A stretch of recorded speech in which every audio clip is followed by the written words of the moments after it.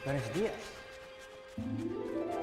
Mula kay Ginoong Fidel ng Maria Clara at Ibarra, Hiroshi Tanaka ng Pulang Araw, Karding ng Maging Sino Ka Man, at marami pang ibang role, mapa-drama, action at iba pa.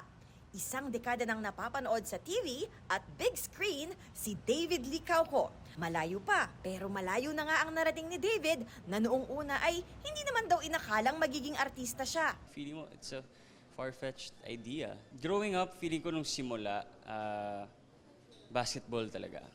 And then nag-shift siya nung pag-graduate ko, naisip ko na magnenegosyo ko. But then, the showbiz opportunity came. So, here I am. Dapat nga, mag-thank you pa ako sa'yo eh. Beyond grateful si David, maging sa simple roles niya noong nag-uumpisa pa lang. Yung mga roles na maglalakad lang ako, or like, konting linya lang, di ba? If I didn't do that, if I didn't start from that, I wouldn't be where I am today. Kwento pa ni David, vivid memory niya ang hindi niya pagpasok sa basketball varsity team niya when he was 11 years old. This failure, he said, pushed him to always do his best. I feel like dahil sa kanya, naging passionate ako sa lahat ng ginagawa ko.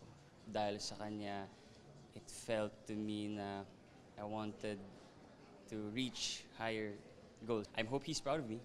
During this milestone in his acting career, sino-sino pa nga ba ang gustong makasamang aktor ni David sa TV or movie project? Gusto ko makatrabaho si Joshua Garcia, di ba? Kasi napakagaling niyang actor. Catherine Bernardo, or like Ding Dong Dantes, yeah, and Dennis Trillo. Nami-miss ko na siya katrabaho. Yeah, and of course Barbie. Ang unang manager ni David sa GMA Network na si Miss Joy Marcelo na ngayon ay first vice president na ng Sparkle GMA Artist Center, proud sa continuous progress ni David.